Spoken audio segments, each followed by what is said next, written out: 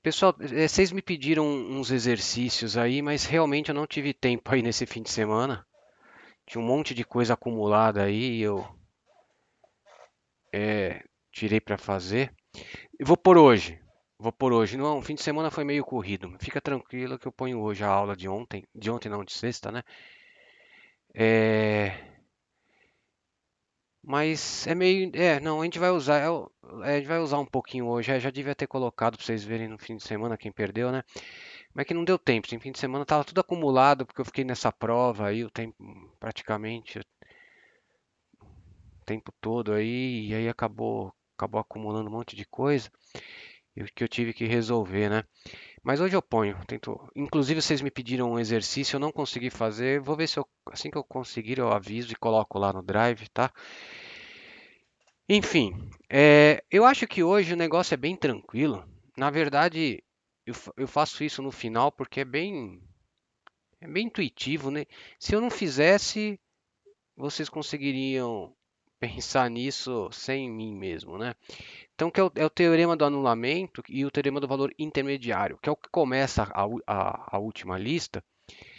E eu vou fazer agora para vocês ficarem mais ou menos com a ordem da lista, tá? Apesar de que isso aqui é tão tranquilo que eu deixo para o final, porque eu prefiro trabalhar com as coisas mais difíceis antes, né? Para dar tempo de assimilar, né? Então é o seguinte, ó, o teorema do anulamento, como o próprio nome diz, ele vai dar uma condição para uma função contínua se anular, né?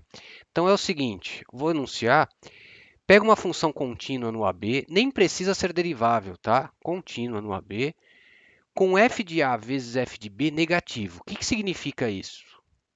Significa que o f de A e o f de B têm sinais opostos, certo? Aí o produto vai dar negativo. Então vamos supor, um é positivo e outro é negativo, ou vice-versa, tá? É um jeito de escrever essas duas condições. Tudo bem, né? Não tem problema. Então, f de A e f de B com sinais opostos, tá? Então, o que diz o teorema do anulamento? Vai ter pelo menos um C no interior de AB, tal que o f de C é zero, que a f se anula. Então, ó, como eu disse, isso é muito intuitivo. Hum, aí que tá, ele é intuitivo, mas provar isso não é fácil, provar formalmente. Por que ele é intuitivo? Né? Você tem uma função, suponha que o f de A seja negativo e o f de B seja positivo, para ter sinais opostos como está aqui, tá? Então, se a função for contínua, não der saltos, aí que é importante ser contínua, se ela não der saltos, ela for bem comportada, o que vai acontecer? Vai ter pelo menos um ponto entre A e B que a função vai se anular. Então, claro, para ela sair do negativo e chegar aqui no positivo, não vai ter jeito. Uma hora ela vai cruzar o eixo e aí se anula. Então, aqui está o C. Pelo menos um C. Claro, ela pode se anular várias vezes, mas pelo menos uma vez você garante que se anula. Certo? Bem intuitivo isso, não é? Mas, ó, por detrás disso está a ideia dos números reais, da estrutura dos números reais. Por isso que é difícil provar formalmente. Eu coloquei aqui Verguidorize, porque para provar formalmente a gente precisa da, da estrutura dos números reais. Isso não valeria se por acaso você vivesse num mundo que só existisse números racionais, por exemplo, né? Que nem veio uma mensagem, eu cancelei sem saber o que era. Então, vamos supor que você vivesse num universo, né, que só tivesse números racionais, não tivesse os irracionais, só tivesse número fração.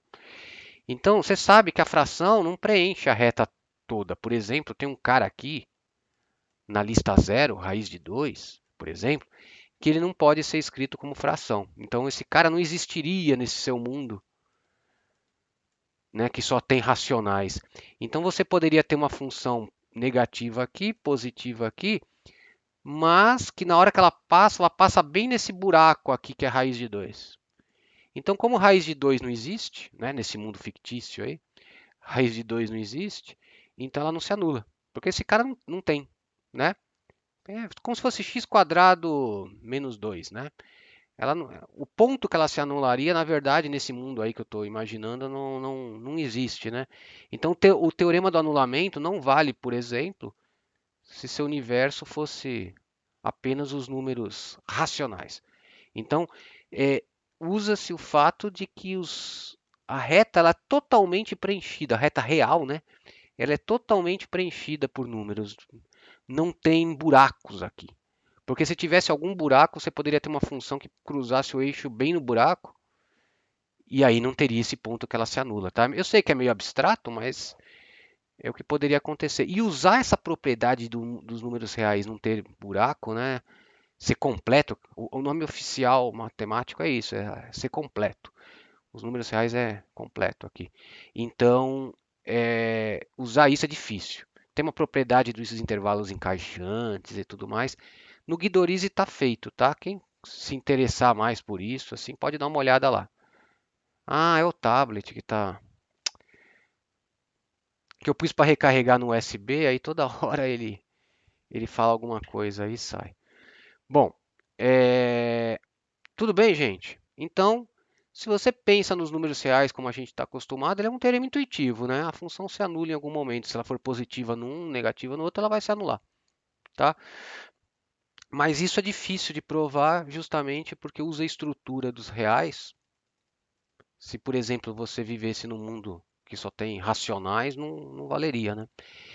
Então, é difícil provar porque tem que usar a propriedade de intervalos encaixantes, algumas coisas assim que traduzem, né, essa propriedade de a reta ser completa. Bom, não ter buracos. Então vamos lá. Eu vou fazer alguns exemplos aqui só para ilustrar esse teorema do anulamento. Depois eu vou para o teorema do valor intermediário.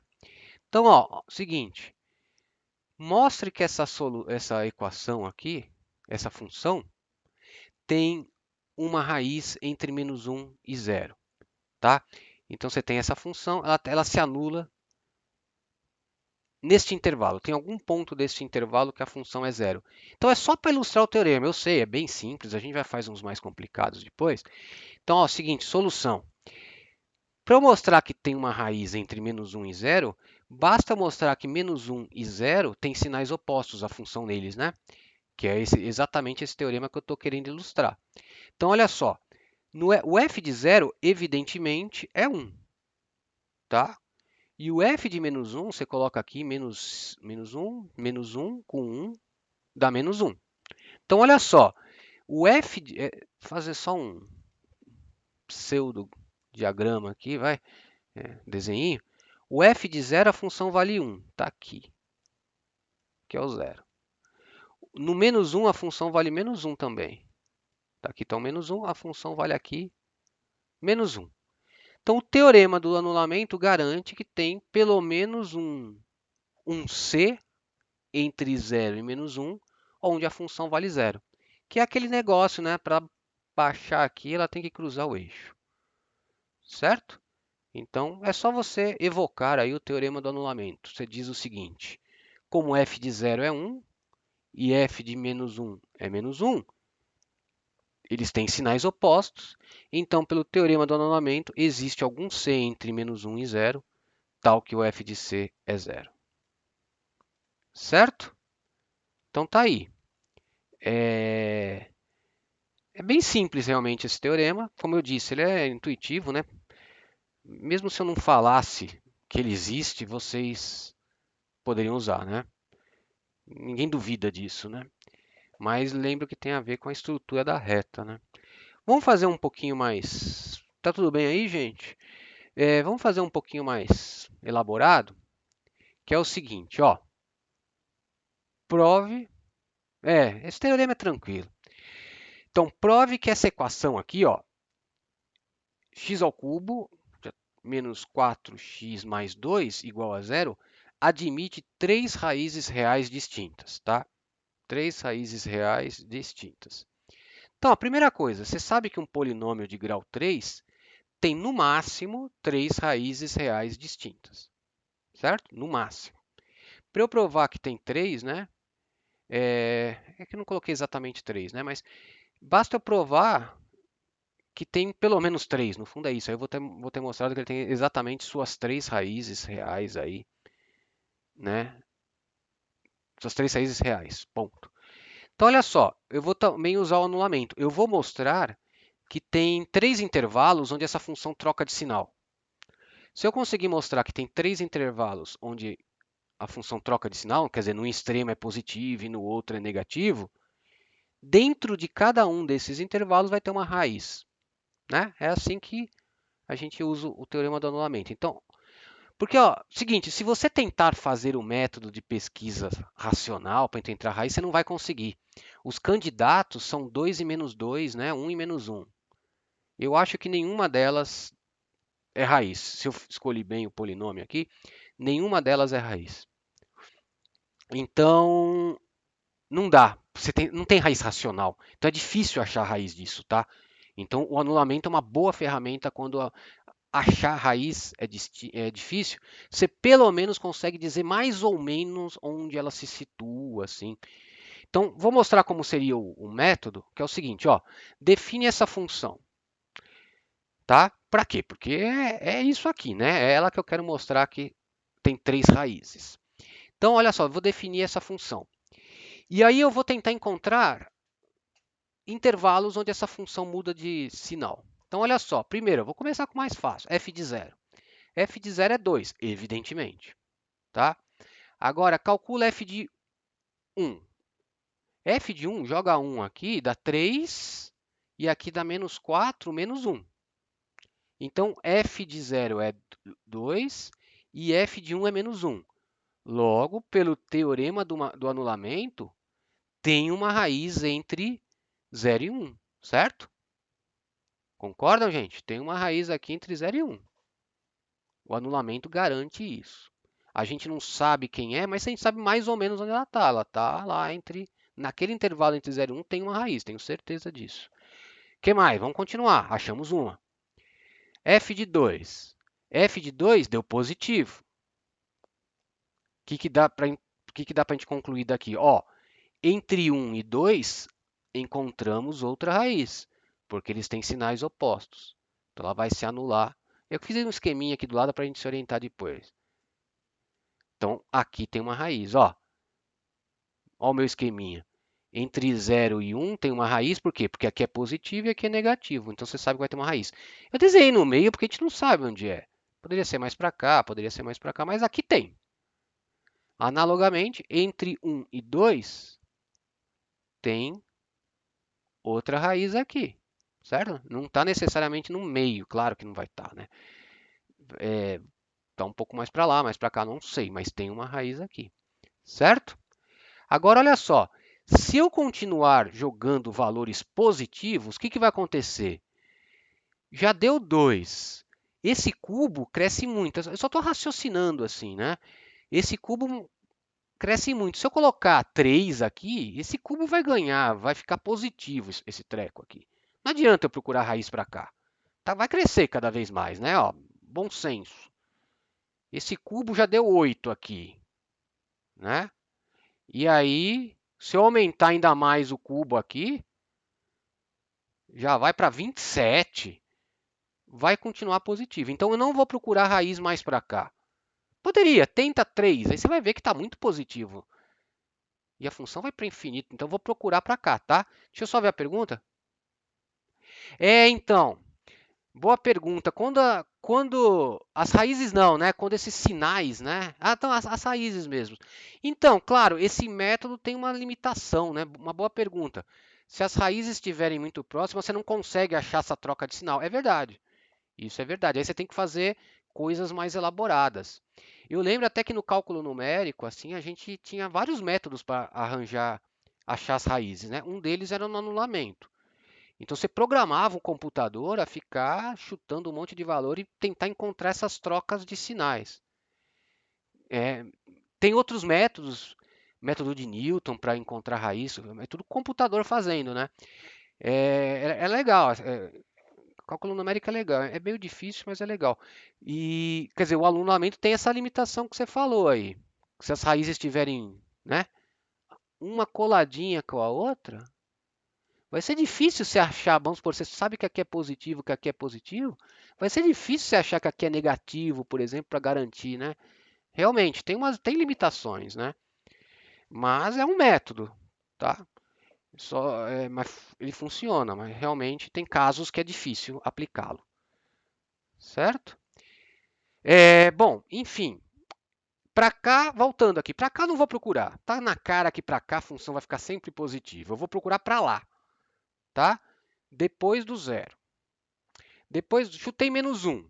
Ó, no zero é positiva, no menos um continuou dando positivo. Mais positivo ainda, ficou mais para cá, ó, no menos um, tá?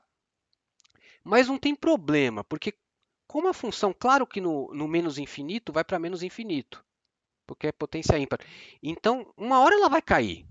Claramente, uma hora ela vai cair aqui para menos infinito. Então, eu vou continuar persistindo aqui para a esquerda. Então, ó, no menos 1 deu 5. Pela minha conta, no menos 2 continuou dando positivo. Só no menos 3 que ela vem ser negativa e dá menos 13. Moral da história. No zero, ela é positiva. No... Eu poderia até usar o menos 1. No menos 1 ela é positiva. Faz, usa um dos dois. No menos 3 ela é negativa, então eu garanto que tem uma raiz entre 0 e menos 3. Na verdade, eu garanto até que ela está entre menos 1 e menos 3, né? Pela minha conta aqui, tá? Fica um intervalo melhorzinho, mas não importa, o exercício não pediu para você ser o melhor possível, assim. Então, dá para garantir que tem uma raiz aqui entre 0 e menos 3, uma raiz negativa, usando o anulamento. Então, é o seguinte, provamos, né? Tem uma raiz nesse intervalo 0 menos 3, aberto até. Tem uma entre 0 e 1. Tem outra entre 1 e 2. Então, acabei provando que tem três raízes distintas. Certo? Dá até para afirmar que são exatamente essas três raízes, né? Porque o polinômio de grau 3 tem no máximo 3, né? Então, essa tem exatamente 3. Tá vendo, gente? Então, é um método para você, pelo menos, consegue dizer onde está aproximar a sua raiz, né? E tudo mais. Certo? É bem tranquilo. Como eu estava falando de cálculo numérico, o cálculo numérico, esse método dá até um algoritmo para você aproximar bem sua raiz. Você chuta lá, manda o computador chutar alguns valores, está chutando. Quando o computador detectar uma troca de sinal, vamos supor, aqui a função é positiva, aqui a função é negativa, você manda parar de chutar valores aleatórios aí e você já sabe que tem uma raiz aqui. Então, o que o computador faz para você aproximar bem a raiz? Chuta o ponto médio para ir mais rápido. E olha quanto a função vale nesse ponto médio. Se por acaso essa função no ponto médio for negativa, você já sabe que tem uma raiz agora nesse intervalo. Melhorou a localização da raiz. Antes era grandona, que ela podia estar em qualquer lugar. Agora você sabe que está aqui. Legal. Como é computador, ele faz essas contas muito rápido. Então você continua o método. Você chuta de novo o ponto médio. E observa a troca de sinal. Suponha que agora nesse ponto vermelho a função seja positiva. Então você sabe que tem uma raiz aqui, ó, nesse pedaço. Com isso se aproxima melhor sua raiz. Você vai meio encurralando ela, né? Aí você sabe que ela está nesse intervalo. Então o teu erro ao aproximar a raiz já é menor que esse comprimento do intervalo. E continua fazendo isso até esse intervalo ficar tão minúsculo quanto você quiser. Se você der sorte de chutar o ponto e acertar a raiz, ótimo, já achou. Para o programa. Se você não achou, olha o sinal e vê de que lado está. Faz isso aí, manda o computador fazer até o comprimento do intervalo ser 10 a menos 30, sei lá. E com isso você vai aproximando a sua raiz. Isso é um método para aproximar a raiz, né? De qualquer função, né? Funciona. Contínua, né? Porque está baseado no anulamento. Certo, gente? Então, certamente se é que já não viram no EP de Mach, vão ver em EP de cálculo numérico, mandar programar essas coisas de encontrar a raiz. Certo?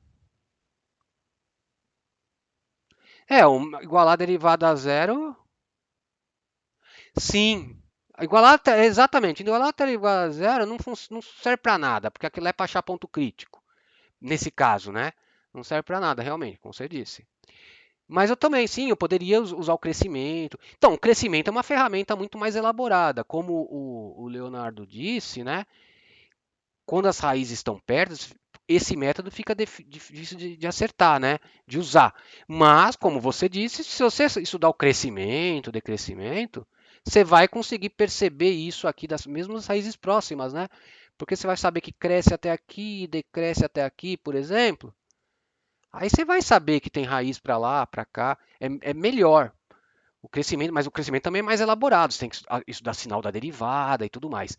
Precisa que a função seja derivável e tudo mais. Esse aqui é mais rudimentar mesmo, né? Mas é mais simples. Basta a função ser contínua, né? Você fica achando as trocas de sinal, tá? Então, realmente, o crescimento é a melhor coisa para estudar o comportamento da função. Né? Mas às vezes é difícil dar o crescimento, né? Porque tem que estudar derivada, sinal da derivada e tudo mais, né? Mas você tem razão, certo? É mais completo. Tudo bem, gente? Vamos para o TVI? Que é uma generalização, imagina, é uma generalização do anulamento. Também é muito simples, mas ele diz o seguinte, ó, eu até provei ele. Assim, eu não provei o outro porque usa a estrutura dos números reais. Eu vou ter que falar de intervalos encaixantes, vou ter que falar de um monte de coisa para provar esse teorema formalmente. Então eu acho que não dá tempo nesse curso, pelo menos do jeito que eu gosto de dar o curso, fazer exercício e tudo mais, ficar provando esse teorema. Mas eu sei que tem gente que gosta das demonstrações e tudo mais. Infelizmente, o Guidorizi eu acho que está bem feito lá, ele fala dos intervalos encaixantes e tudo mais. Então, acho que dá, podem olhar lá e se tiver alguma dúvida a gente responde. Bom, ó, o TVI, Teorema do Valor Intermediário, como o próprio nome diz, né? Ele vai ser uma generalização do anulamento, mas não só para o zero. Anulamento é só para o zero. Esse aqui vai ser para qualquer valor intermediário entre dois valores da função. Então é o seguinte, o enunciado é praticamente o mesmo. Pega uma função contínua em AB, eu vou colocar f de A diferente de f de B, tá? E não com sinais opostos. Então, e pega um y0, um número real que está entre A e B, estritamente entre A e B. Como eles são diferentes, você pega um y0, um número fixo, né? Fixado, que está entre o valor de f de A e f de B. A configuração é essa. Ó. Eu tenho f de A aqui, por exemplo, tenho f de B aqui, não sei como é a função, então aqui está meu eixo. Né? Depois eu vou apagar. Pego o y0, qualquer valor intermediário entre os dois. Por isso que é teorema do valor intermediário. Tá? Então aqui está o f de A, aqui está o f de B, tá? Não vou escrever porque pega qualquer valor y0 intermediário entre f de A e f de B. O que diz o teorema? Tem algum C entre AB que a função vai nele. Então, isso é intuitivo também, né? Ó, eu tenho f de A e f de B. Não importa como seja o gráfico da função contínua, isso é importante. Dado qualquer valor intermediário entre os extremos A e B aqui, f de A e f de B, vai ter algum C que vai nele. Ela não salta nenhum valor. É a mesma coisa do anulamento.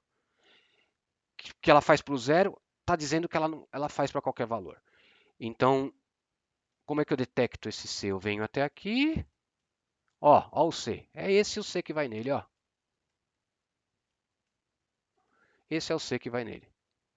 Tem algum C que ela assume. Em outras palavras, é até melhor assim, ela assume todos os valores intermediários entre f de A e f de B. Tá? Ela não dá saltos. É a mesma coisa que o outro, só que para qualquer valor.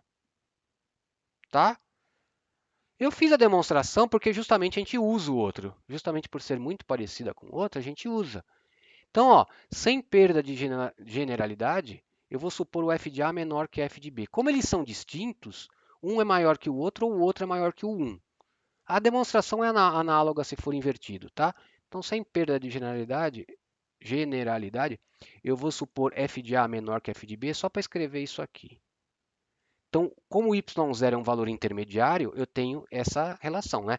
f de A menor que y0 e menor que f de B. Tá? Só para fixar a notação, no fundo é isso, a demonstração é análoga. Agora eu vou definir uma nova função g baseada na f.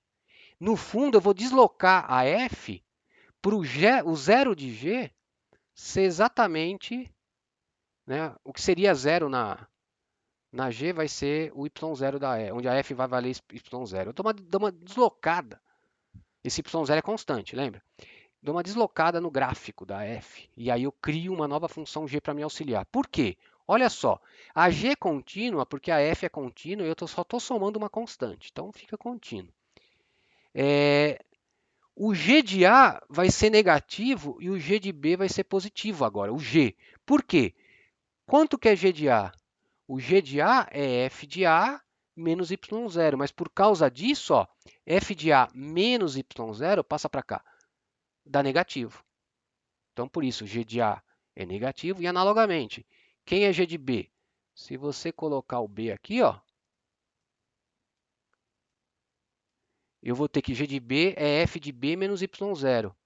Joga quem é f de B menos y0, passa y0 para cá, menos y0, fica positivo. Percebe? Por causa dessa deslocada mesmo. Eu estou deslocando. Eu estou abaixando o eixo, o gráfico de f para ela cruzar o eixo. No fundo é isso.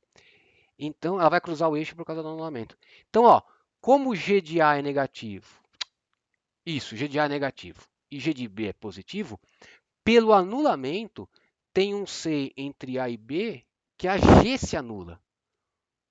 Só que G se anula, G de C é zero, significa quem é a G? Isso aqui é a G de C. Isso aqui é a G de C. Né? Ó a definição de G. Então, G de C ser zero significa que f de C menos y0 é zero, que é a G de C. Passa o y0 para lá, significa que o f de C é o y0. Então, tá vendo? A gente usa o anulamento para provar o TVI. E que, no fundo, é uma generalização, né, do anulamento. Só que para qualquer valor intermediário entre dois valores de uma função. Então, o que é bom guardar o anulamento assim, ó. Se você tiver dois valores da função e ela for contínua, redução ao caso anterior, exatamente. É o matemático fazendo café. Depois de muito tempo eu entendi a piada lá do professor. Realmente a gente só faz muito isso. Então olha só, vai aqui, ela vai assumir todos esses valores intermediários ao f de A e ao f de B. É isso. Redução ao caso anterior.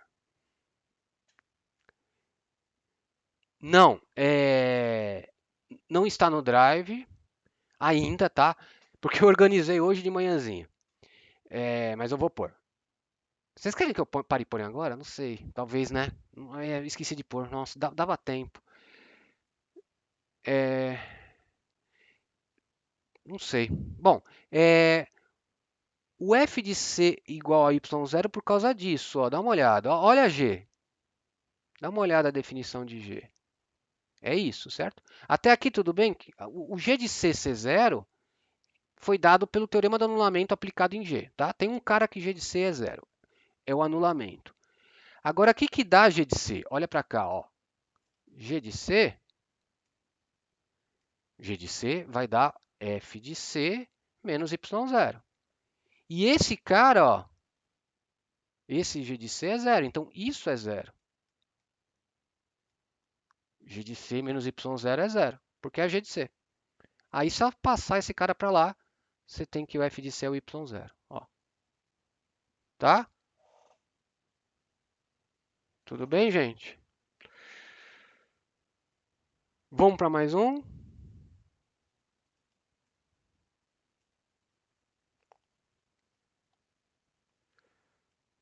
Vamos lá.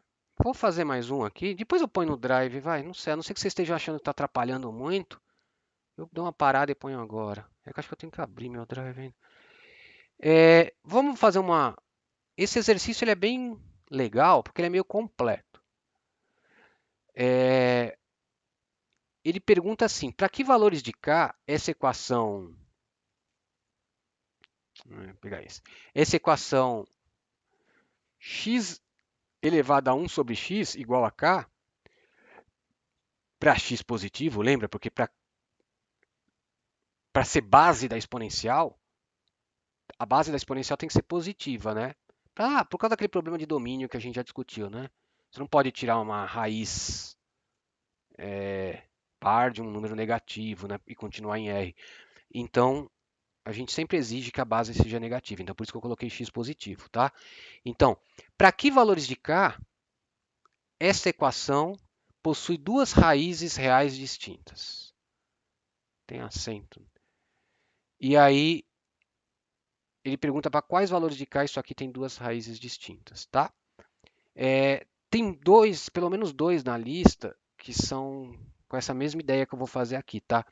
Então é o seguinte, a gente vai fazer o seguinte, a gente vai analisar o comportamento dessa função, x a 1 sobre x, igual, eu estou querendo que essa x a 1 sobre x, essa função, seja igual a uma constante, e aí para qual constante vai ter duas soluções. No fundo é isso, né? Então olha só, como eu disse aqui, eu vou analisar o comportamento dessa função x a 1 sobre x que está aqui. Por que eu vou analisar o comportamento assim? Vou ver aonde, como que é o gráfico dela no fundo. Ó. Vamos supor que o gráfico não vai ser assim, tá? Mas só para ilustrar. Vamos supor que o gráfico seja assim, ó. Tá? Aqui está o eixo.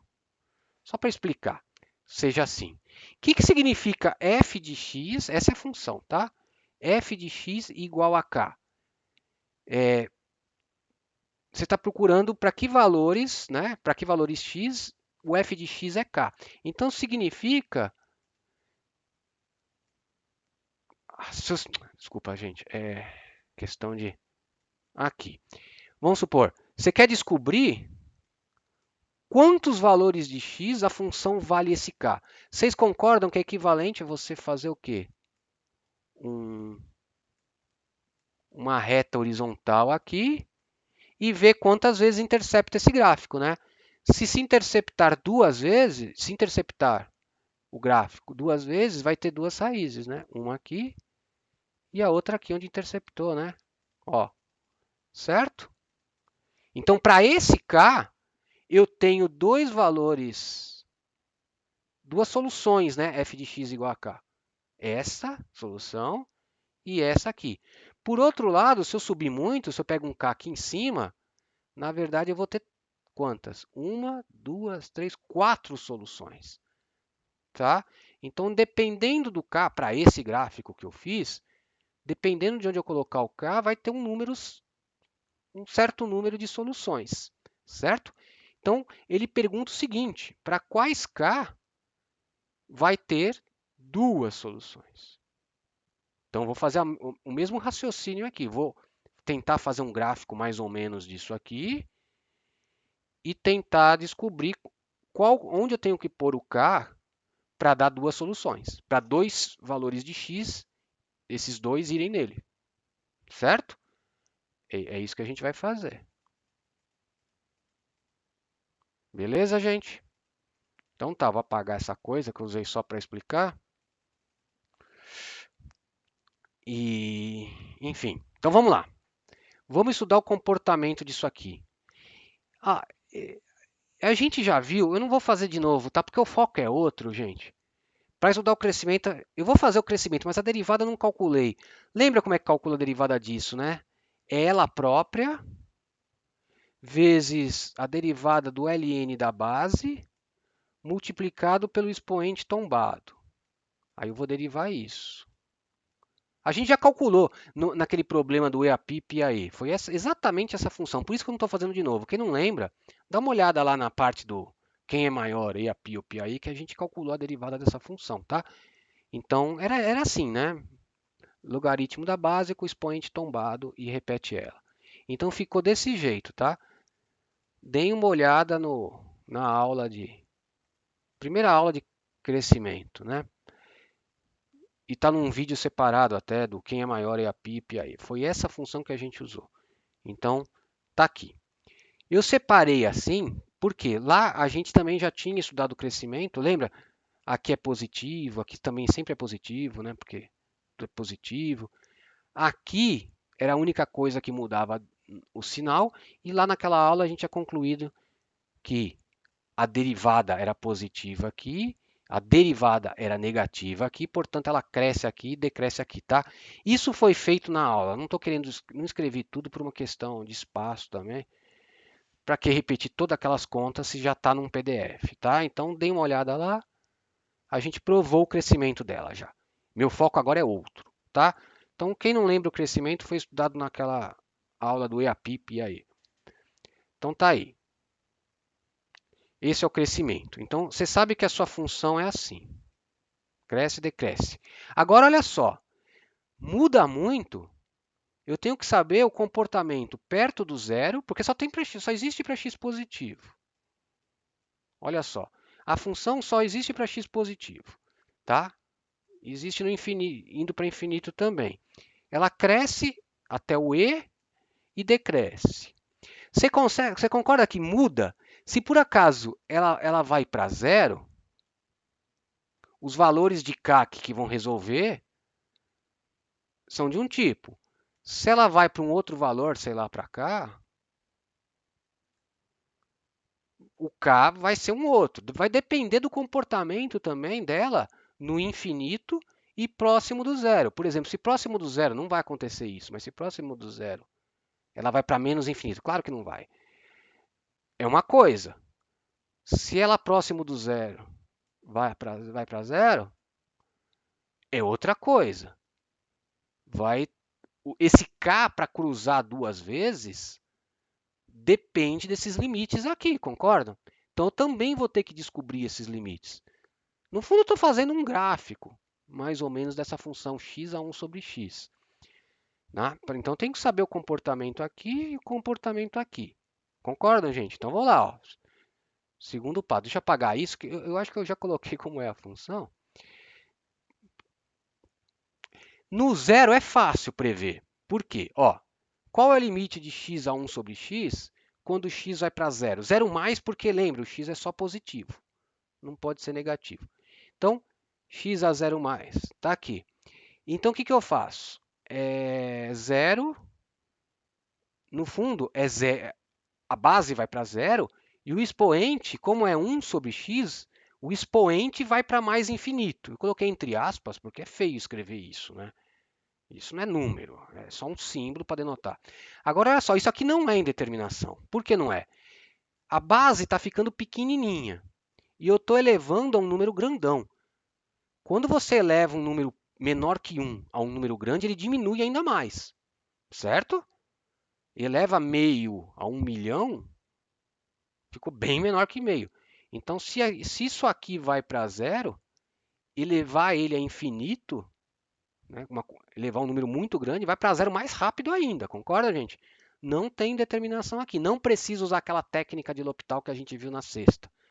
E ln de ln, lembra? Então, aqui não tem determinação. É o número que está ficando cada vez menor, e aí eu estou elevando a um número cada vez maior, portanto, eu estou diminuindo ainda mais isso aqui. Então, claramente, isso vai para zero. Tudo bem, gente? Fiz bem devagar para vocês perguntarem. Fiquem à vontade. Então, aqui não tem determinação. Agora vamos para onde tem determinação. Aí vocês vão ver como o L'Hopital é útil. A gente fez isso sexta-feira. Não esse especificamente, mas coisas desse tipo. Agora, olha porque agora a indeterminação é diferente. É aquela indeterminação, esse aqui número está ficando grande, o x. O x vai para infinito. Mas como o x vai para infinito, o expoente vai para zero. Então eu estou elevando a um número minúsculo, né? Na verdade, eu estou tirando uma raiz alta, né, desse número grande. Então tá na lista da indeterminação da aula passada. Essa sim está lá no Drive, eu tinha colocado já. Então aqui tem aquela indeterminação, infinito a zero, porque o número cresce, mas eu estou levando a um expoente minúsculo. Então vai diminuir o número. Então, pode dar qualquer coisa. Então, o que eu vou fazer aqui? A técnica que nós vimos na sexta-feira de L'Hopital. Tinha pouca gente na sexta-feira, porque, claro, vocês estavam cansados da semana de provas, mas quem não lembra disso, dá uma olhada lá que é importantíssimo. Quando você tem potências indeterminadas, a técnica é essa. Você usa o logaritmo para baixar esse expoente. Então, você escreve como E ln da coisa. Porque como E e ln são inversas, na verdade isso é a própria função. Tá? Foi o que a gente viu na sexta. Então o que eu vou fazer? Eu faço isso justamente para tombar o expoente. Eu uso o poder do logaritmo que tomba o expoente. Então vai ficar assim, com esse expoente tombado, que eu escrevi como uma... É vezes 1 sobre x, mas claro que é a mesma coisa que dividir por x, tá? Então eu tenho que calcular este limite.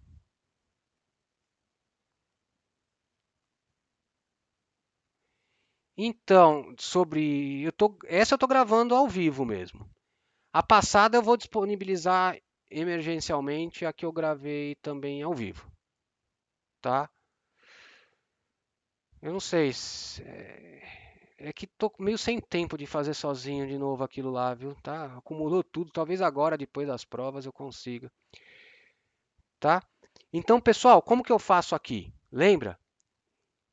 Eu gosto de fazer assim, eu paro e vou calcular o limite só do expoente, porque a gente discutiu isso, a exponencial é uma função contínua, então basta eu calcular o limite do expoente e elevar a e. Então, ó, o cálculo do limite do expoente está aqui, é infinito sobre infinito, menos infinito, né, sobre mais infinito, mas o sinal não importa. O que eu faço? Uso o L'Hopital, deriva em cima, deriva embaixo, 1 sobre x sobre 1, que é zero. Certo? Olha como o L'Hopital ajuda. Ajuda muito, claro. Então, o expoente é zero. Não esqueçam que não é eu não estou calculando só o do expoente, eu estou calculando e elevado a essa coisa. Então isso vai dar e a zero, que é 1. Então, ó que bonitinho. O limite no zero é zero e o limite no 1 é 1. Então olha como é meu gráfico, mais ou menos. A gente vai ver daqui a pouco concavidade e tudo mais. Não esquece a concavidade. Pensa só no crescimento e nos limites. Fica uma coisa assim. A concavidade não influencia isso que eu estou fazendo. Por isso que eu fiz antes.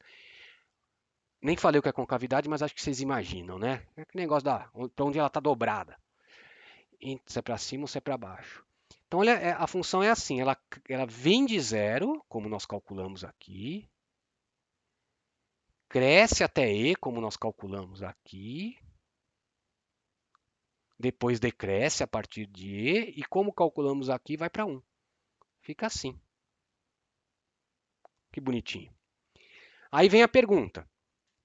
Ele perguntou para qual valores de k a equação, no fundo é isso, né? F de x igual a k, vou repetir aqui, tem duas raízes reais,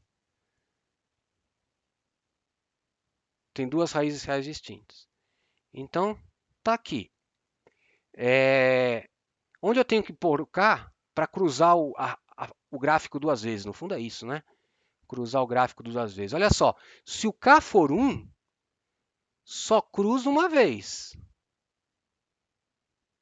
Aqui, é esse x que a f vale k, o k1. Por quê?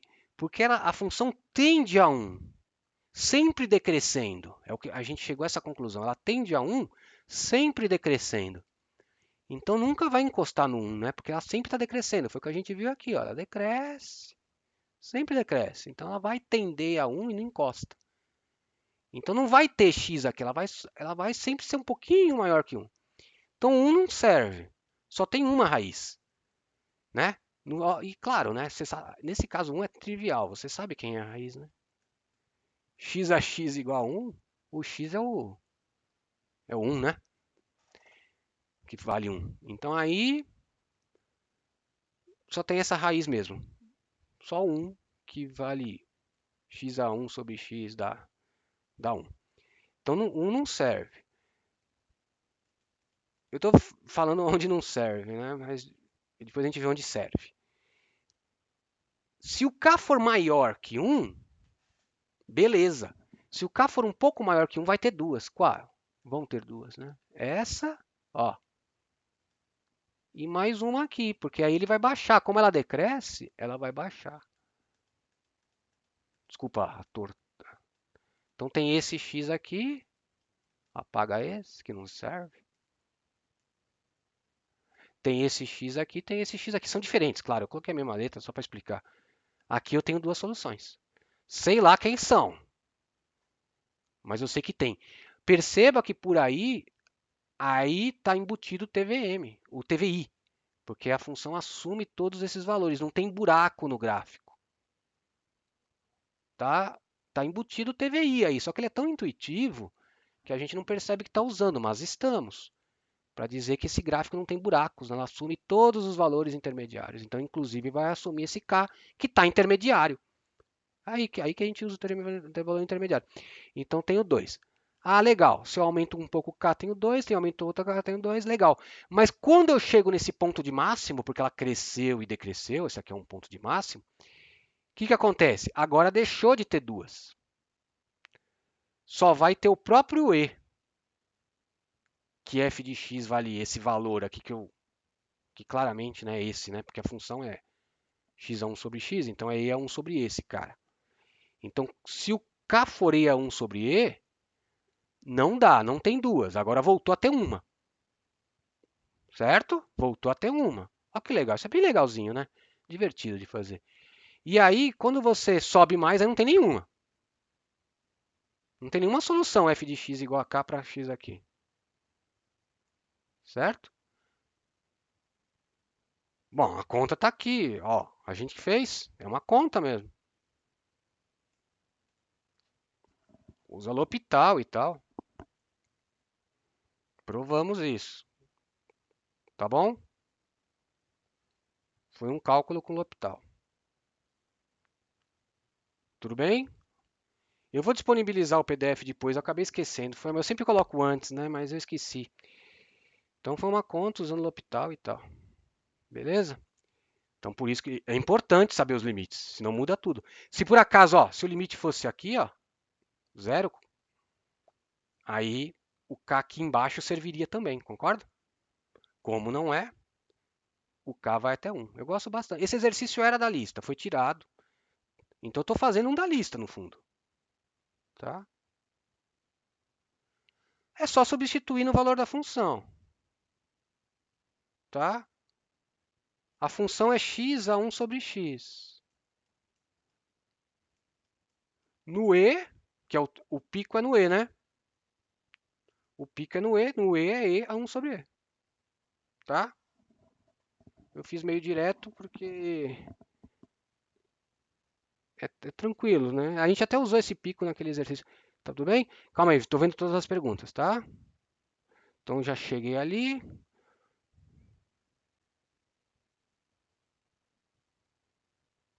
Sim. Leonardo, você falou tá certo. A raiz de um número maior que 1, sim. É, com isso você conclui que para cá não passa também, tá? Mas é que eu queria mais que isso. Você tem razão. Você mostrou que para cá não tem mais solução, né? Mas a gente precisa de mais, né? A gente precisa saber o comportamento, porque se a função também fizesse isso, ó, aí ferrou, né? Ia ser complicado. Você ia ter que ver várias coisas aqui, né? Então a gente tem que saber o comportamento, tem que saber o decrescimento direitinho. Mas ó, é bem legal, né? Então tem. Qual que é a resposta? Para quais valores de k vão ter exatamente duas soluções? É entre 1 e esse valor aí do topo que vocês perguntaram, que é o valor máximo da função. É 1 e e a 1 sobre e. Então está aqui a resposta. Entre 1 a 1 sobre e. Aí eu tenho dois números. A interpretação disso é o seguinte, é bem legal, né?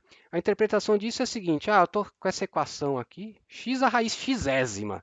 No fundo é isso, né? Função meio bizarra, mas é x a raiz xésima. Se eu pego qualquer número aqui, 2, nem sei se 2, É E a raiz. Você vê, é complicado isso aqui, né? Se eu pego qualquer valor K aqui, né? Qualquer K aqui, eu sei que tem dois caras que satisfaz isso. Não sei quem são, mas eu sei que tem dois, certo? É isso que a gente mostrou. Bem legal, né? Na lista tem vários assim. Vários que eu digo, pelo menos dois. Tudo bem, gente? Legalzinho, eu gosto dessa parte. A parte que eu mais gosto do curso é essa.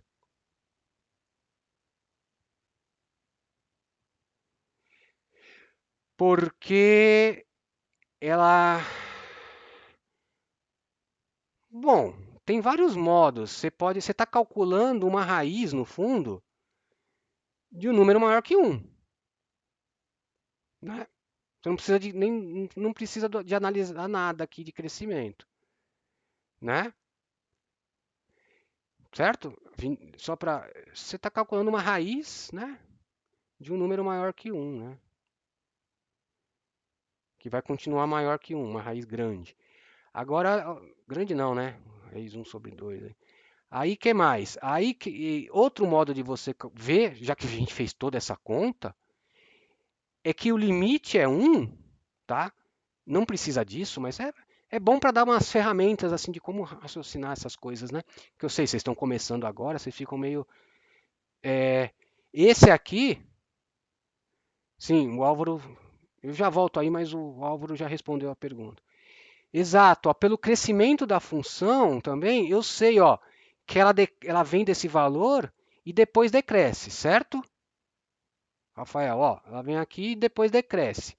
E ela decresce, o limite é um. Bom, então ela está aqui, decresce sempre, o limite é um. Então, claro que esse cara é maior que um, tá? É outro modo de você ver. Então, tem vários. Pelo crescimento, sempre você consegue tirar muito mais informação.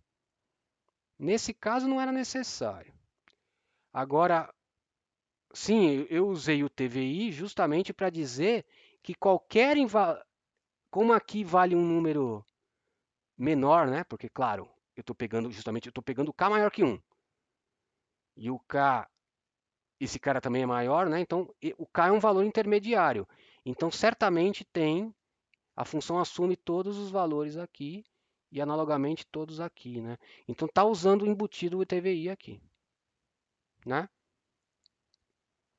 Para dizer que assume esses valores. Exato, foi para isso.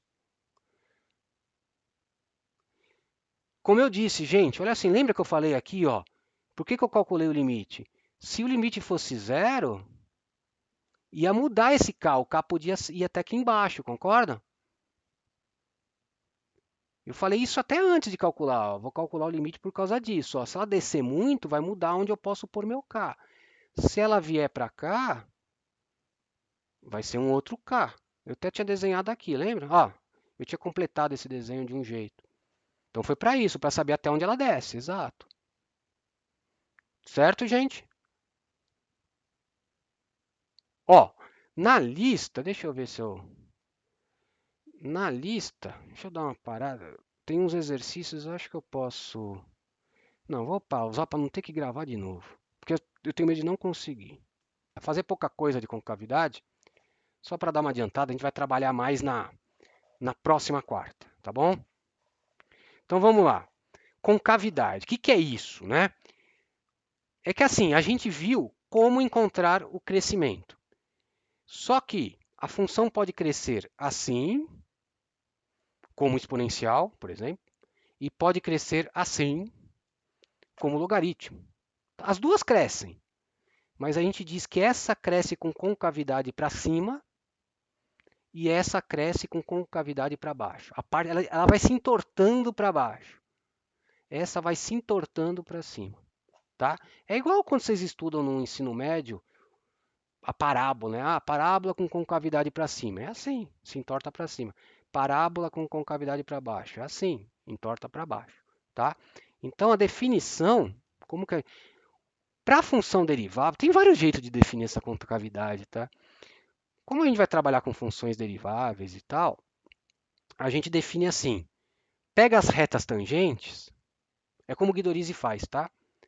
pega as retas tangentes e vê se a distância, se a diferença entre f, o valor de f e o valor da tangente for positiva, essa distância, essa diferença, você diz que a concavidade é para cima, porque ela subiu mais que a reta. Por exemplo, ó, se você tivesse aqui e seguisse reto pela tangente, você ia parar aqui.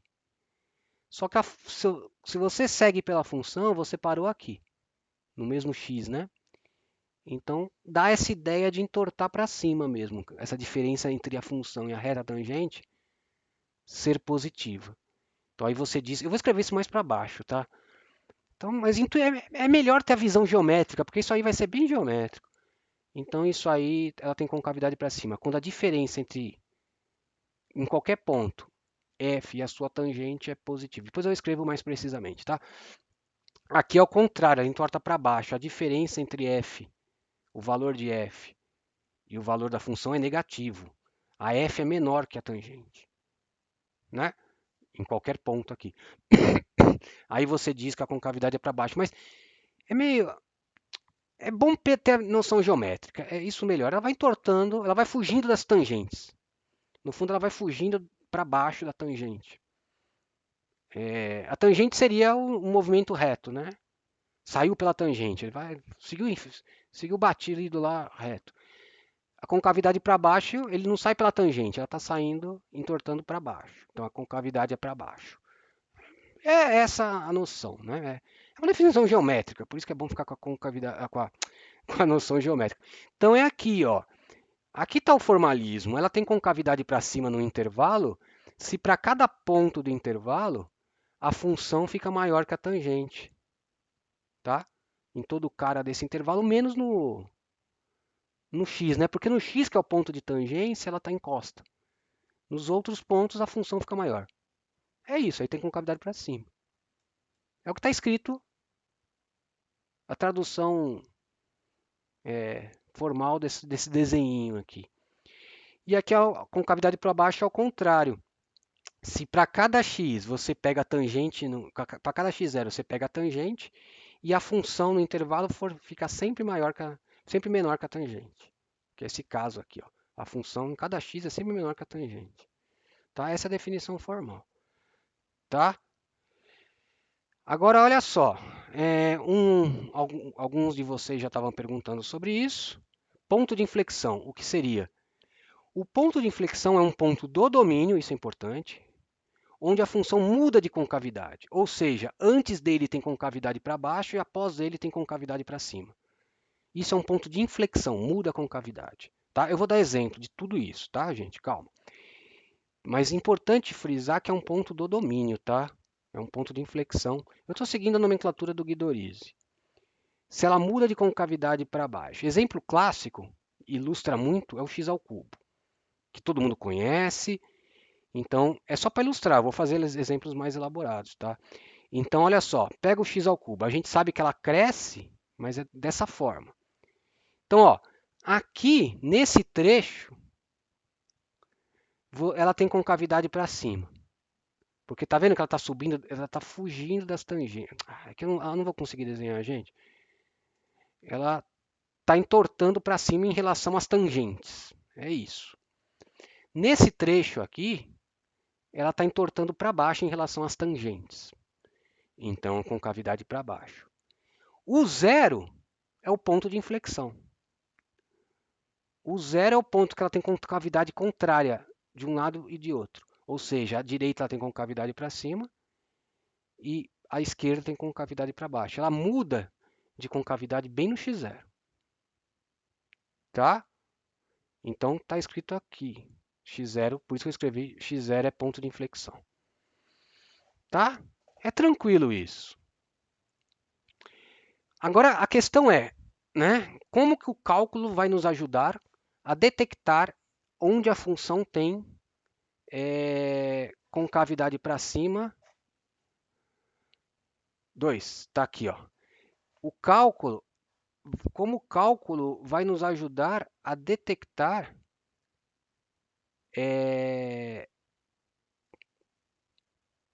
o cálculo vai detectar, ajudar, não, desculpa, gente, me deu um branco do que eu ia falar. O cálculo vai nos ajudar a detectar onde tem concavidade para cima e onde tem concavidade para baixo, tá? É usando a segunda derivada. Vocês já devem ter, muitos de vocês já perguntaram disso, vocês até já deram uma lida aí, uma antecipada, então tá aqui. Posso voltar, né? Você já deu, acho que já deu uma. Ó, pega uma função derivável até segunda ordem neste intervalo i. Esse, ó, eu demonstrei com todos os detalhes o de crescimento. Esse aqui, por questão de tempo, eu não vou demonstrar, tá? Mas a ideia é aplicar a mesma coisa, é meio que estudar o crescimento da derivada. É isso, né? Você vai estudar o crescimento da derivada. Por isso que usa a segunda derivada, tá? É, eu já imaginei que não ia dar tempo. É que eu acho que essa segunda parte, se eu ficar provando muita coisa, eu não consigo ir até o final, tá? Eu não gosto de ficar correndo depois lá no finalzinho, que vai ser integral ainda. Então, pega uma função derivável até segunda ordem. O que significa? Que tem a derivada de ordem 2, tá? Você pode derivar a derivada no intervalo, tá? Você deriva, por exemplo, seno é derivável até segunda ordem, porque você deriva a primeira da seno, deriva a segunda da cosseno, então tem, tá? Eu não sei o que eu falei seno, né? Seno você deriva isso, da cosseno, depois deriva o cosseno da seno, dá menos seno. Então tem a derivada 2. Me atrapalhei todo aqui, não. Mas enfim, tá? Então você pode derivar até segunda ordem nesse intervalo. Então o teorema é o seguinte: se a segunda derivada for positiva neste intervalo, você detecta a concavidade para cima, tá? Se a segunda derivada for negativa, então ela vai ter concavidade para baixo, tá?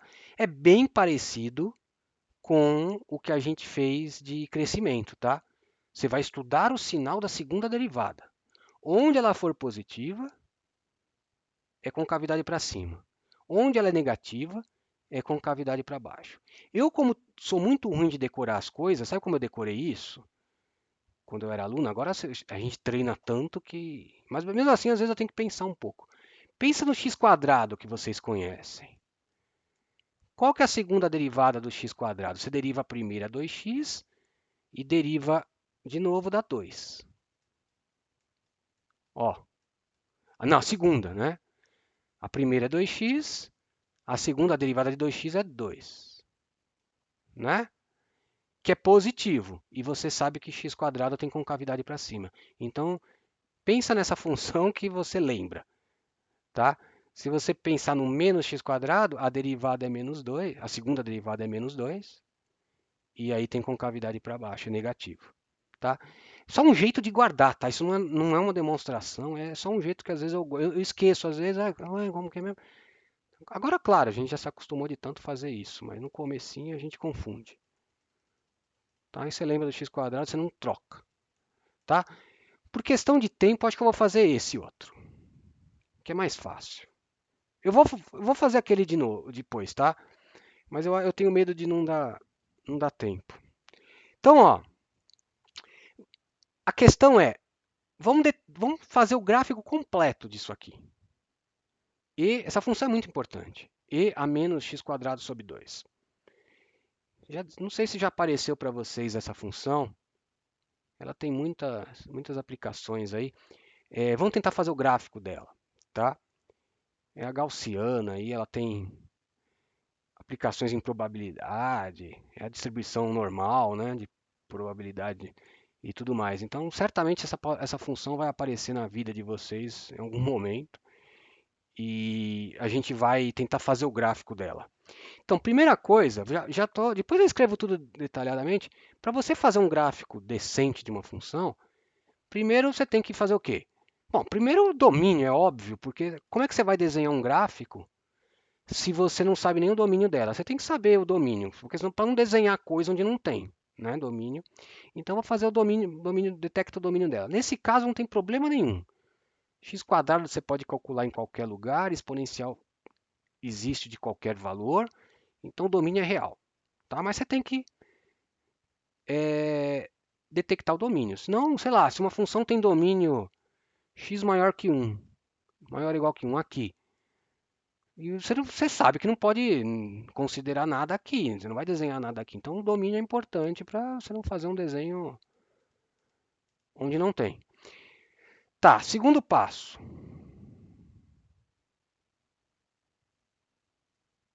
Hum, calma aí. Mas foi o que a gente fez, ó. Eu acho que o PDF está fazendo falta. Eu passei, devo ter passado o rabo aqui, ó. É com a segunda derivada. É a única ferramenta que a gente. Oi?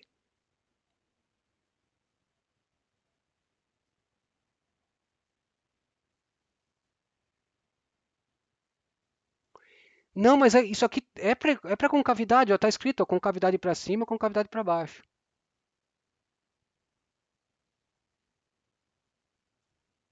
É, é para concavidade, ó. E aí automaticamente, se você encontra a concavidade, você vai encontrar as inflexões também, porque onde mudar a concavidade é a inflexão, certo? Então isso aqui é a ferramenta principal que a gente vai usar, tá? Então eu pulei esse exemplo. Eu fiz esse exemplo primeiro porque a gente já tinha estudado o crescimento dela. Aí eu falei, bom, mas agora por uma questão de tempo eu vou fazer meio corrido. Então eu vou fazer esse que eu acho que é melhor. Tenho 25 minutos, acho que eu termino. Então, ó, pessoal, tudo bem com isso? Eu vou ilustrar aqui. Segundo passo para fazer o gráfico decente, você tem que ver o crescimento. Onde ela cresce, onde ela decresce. Claro, senão você não vai saber fazer o gráfico, como desenhar. Daqui ela vai subir, ela vai diminuir. Então tem que estudar o crescimento. Então vamos lá. Para estudar o crescimento, a gente já viu antes da P1 que é o sinal da primeira derivada. Então não confunda. Primeira derivada, crescimento. Nós já trabalhamos um pouco nisso. Segunda derivada é a concavidade. Então tá, crescimento primeiro. Mesmo porque você precisa da primeira derivada para calcular a segunda. Então tá, derivei. A derivada eu faço pela regra da cadeia, tá? Cortou aqui um pouquinho.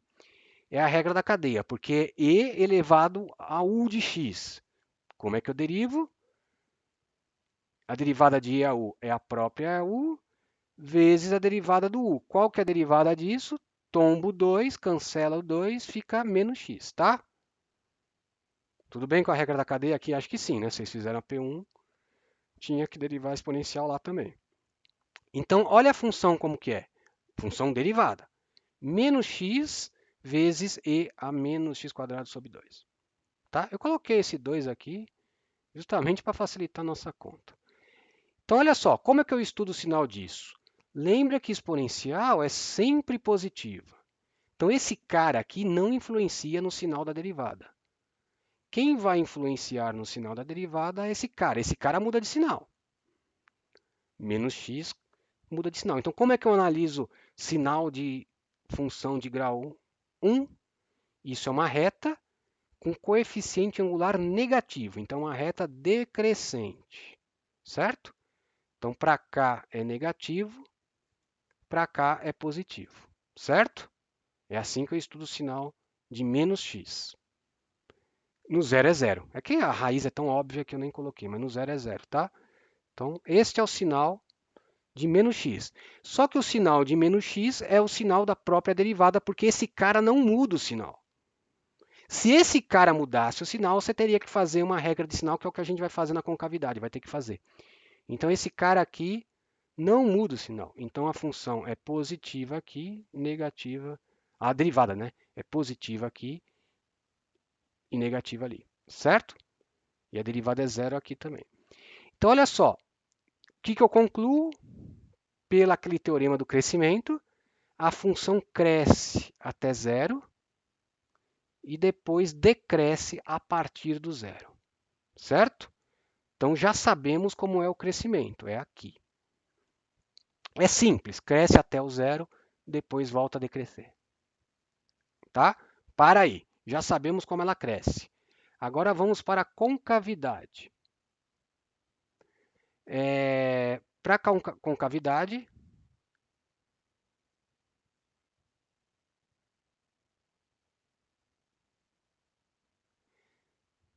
Não, é porque, ó, a ordem é a seguinte.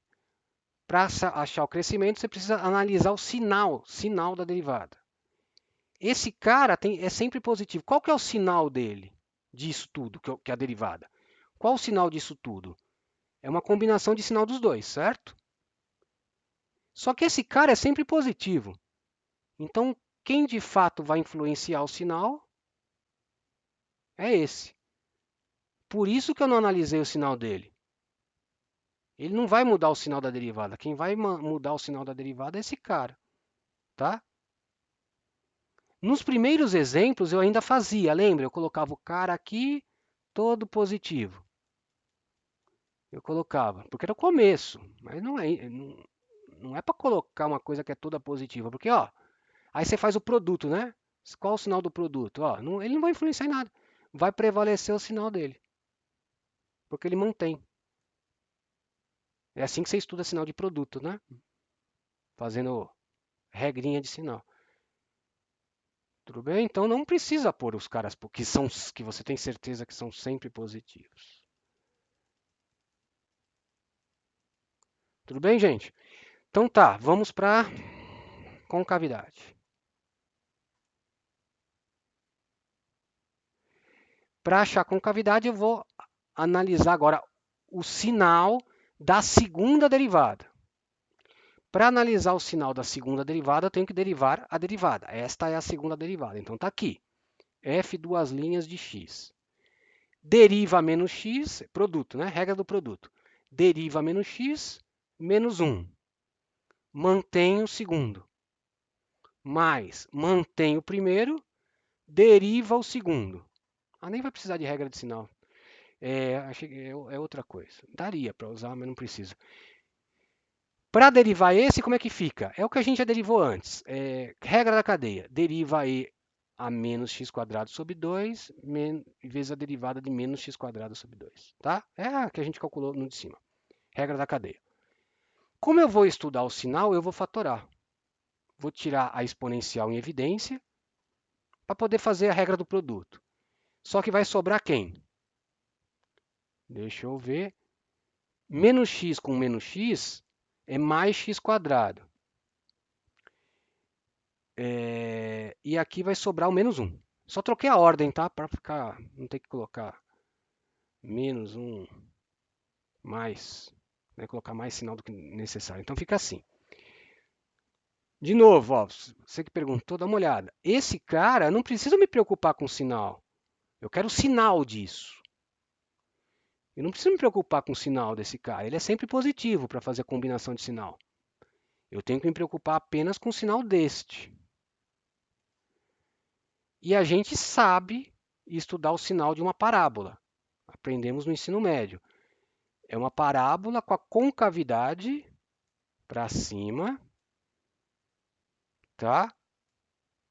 Então, as raízes são fáceis de achar. Menos 1, 1. Então, como a concavidade é para cima, entre as raízes, essa coisa é negativa. E para fora das raízes, esta coisa é positiva. Certo, gente? Esse cara não influencia. Ele vai, quando você fizer o produto, como ele é positivo, ele vai preservar o sinal desse. Então eu tenho que estudar só o sinal desse, não preciso estudar o sinal das coisas positivas. Então tá aí, ó. Por isso que eu coloquei o sinal só desse. Repeti aqui, parábola com cavidade para cima, positivo, negativo, positivo. E aqui é zero. Tá? Então, pelo esse teorema de hoje que nós acabamos de ver, onde a segunda derivada...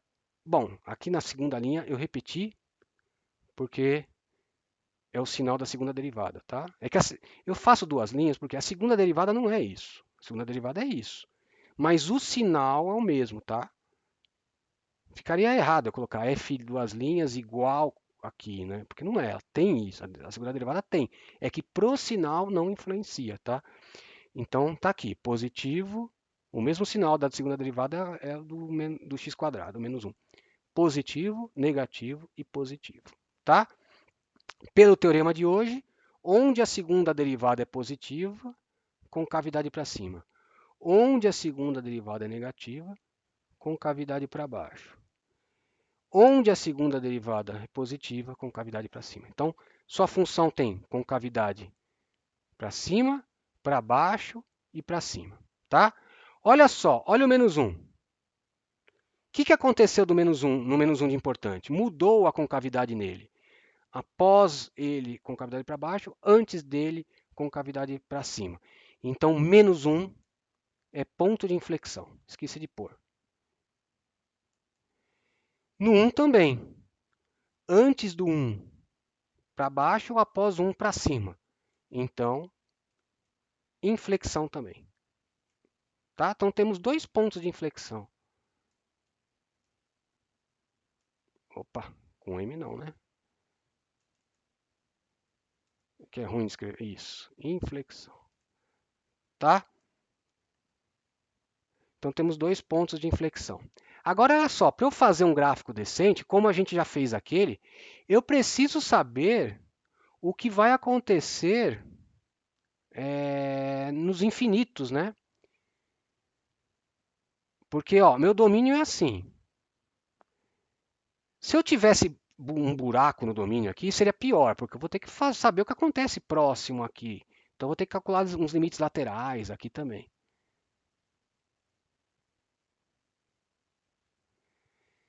Então, na verdade, eu só preciso, como não tem esses buracos no domínio, depois eu vou fazer uns exemplos que tem esses buracos no domínio, eu já respondo.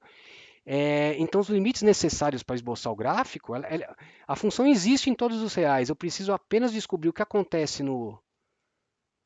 quando ela vai para mais infinito e o que acontece quando ela vai para menos infinito. Então, eu tenho que calcular esses dois limites para saber o que acontece. Será que ela vai para infinito? Será que ela vai para menos infinito? Será que ela vai para zero, para 1, para 3? Então, eu tenho que também calcular esses dois limites aqui, no infinito e no menos infinito. Não, não pode acontecer de ter outro ponto de inflexão próximo de 1. Espera aí. Não, não pode, porque a gente provou, ó, a gente provou que no intervalo que até 1, até menos 1, você falou do 1, né? Então vamos usar o 1 como exemplo. A gente provou que para todo x maior que 1, a concavidade é para cima. Como provamos isso? Analisando o sinal da segunda derivada. Então, daqui até próximo de 1, qualquer valor próximo de 1, aqui a segunda derivada é positiva. Por aquele teorema, aqui, até os valores próximos de 1, a concavidade é para cima. Nós usamos esse teorema aqui. Então não é inflexão, porque lá sempre a concavidade é para cima. Não mudou a concavidade lá. Aonde mudou de fato a concavidade é no 1. Por quê? Porque nós provamos que no 1 a concavidade é para cima e após o 1 a concavidade é para baixo por causa do sinal. Então, onde de fato mudou a concavidade foi no 1. Aqui próximo, sempre a derivada é negativa, portanto, sempre a concavidade é para baixo. Não mudou. Sempre foi para baixo. Inflexão onde muda. Então, aqui que mudou. Certo? Porque aqui eu sei que aqui aqui é negativo, portanto, para baixo, e aqui é positivo e, portanto, para cima. Tudo bem? Esses valores que você falou próximo de 1, está sempre com a mesma concavidade, não houve mudança. Tá? Beleza, então. Bom, voltando aí para os limites para fazer o gráfico, eu tenho que saber o que acontece no mais e no menos infinito, certo? Eu vou continuar com o gráfico na aula que vem, tá? Foi só para dar uma adiantada na parte de teoria para a gente já fazer bastante exemplos na próxima aula. Então, olha só, eu vou calcular os limites no menos infinito e no mais infinito.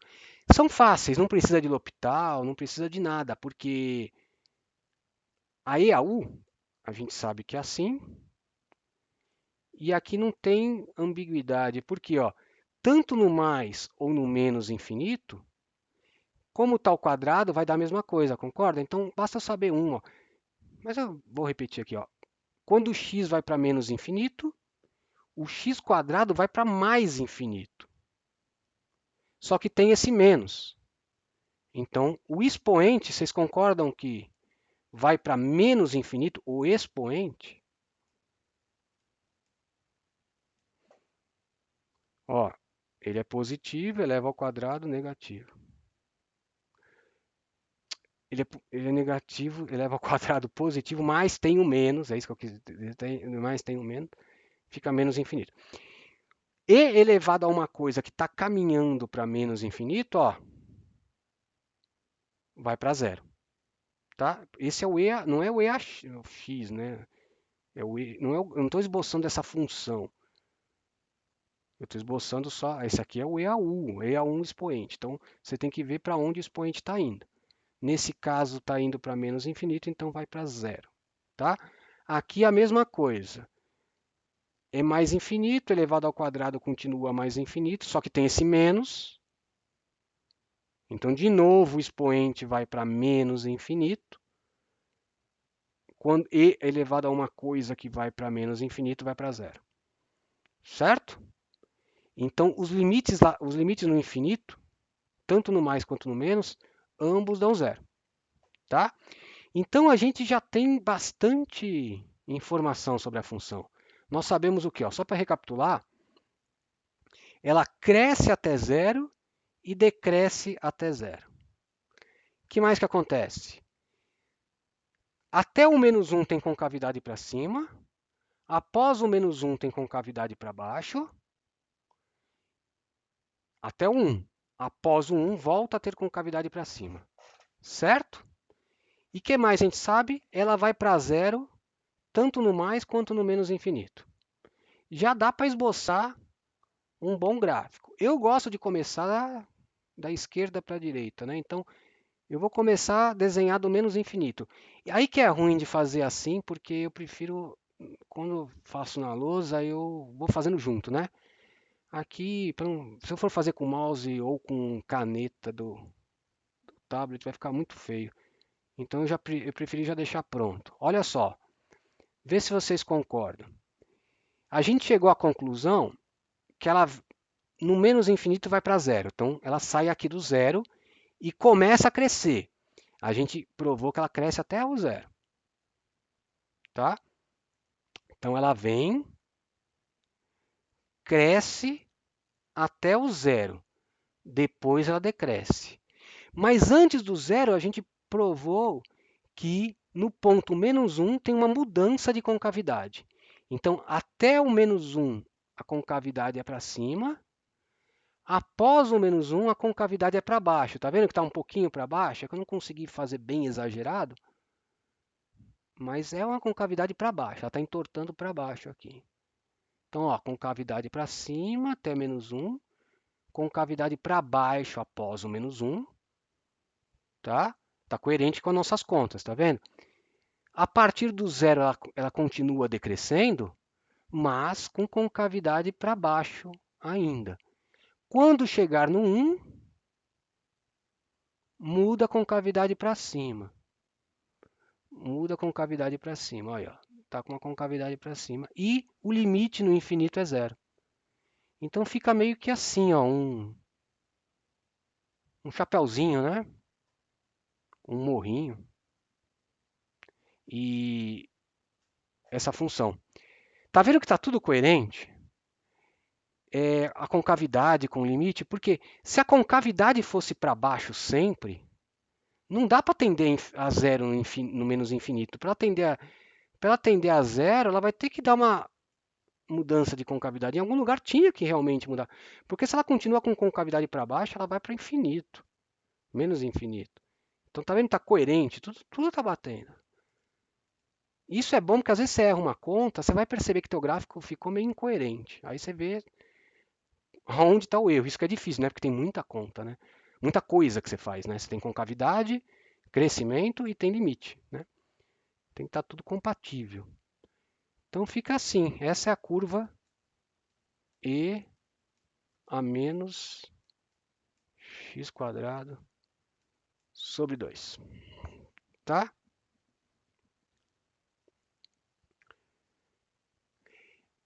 Por quê? Porque na verdade é 1 sobre a raiz de E, né? Esse cara é maior que 1, né? Raiz de um número maior que 1 é maior que 1. É 1 dividido por um número maior que 1 fica menor que 1. Então é o que você falou. Mas ó, vocês não precisam se preocupar tanto com isso. Pelo crescimento, vocês concordam que dá para descobrir? Porque você provou que ela cresce. Então, claramente, esse valor de UF de menos 1, que é o que você falou, o E a menos meio, como ela cresce, tem que ser menor do que o valor no zero, que é o 1. Isso vai aparecer naturalmente. Pelo crescimento, você já descobre quem é maior, quem é menor. O crescimento te informa muita coisa. Certo? Tudo bem, gente? Então é que vocês vão se acostumar com isso. Vocês vão ver que o crescimento, imagina, o crescimento é a ferramenta mais importante aí para você. Aí eu fiz mais uns gráficos, tá? Mas não vai dar para fazer hoje, tem mais 6 minutos. É, eu tenho mais gráficos aqui para a gente trabalhar, tá? Fiquem tranquilos que vai ter mais exemplo. Não vou parar por aí e tem esse também que eu pulei. Tá? Então só quis fazer para ajudar. Eu vou pôr isso aqui no Drive. Se vocês quiserem já se antecipar aí. Esse é bonitinho também, ó. Esse. Ele tem problemas de limites aqui. Ele é meio cascudo, mas é bonitinho. Eu vou fazer esse na aula que vem, tá? Fiquem tranquilos. Vou treinar mais com isso porque é uma parte importante. Mas é isso. Eu queria só dar uma noção para a gente começar e vamos trabalhar mais, tá? Não vou fazer hoje. Tenho 5 minutos. Aí não tem como fazer correndo. Sobre isso, vou dar uma olhada nos exercícios sobre isso que já dá para fazer, não sei.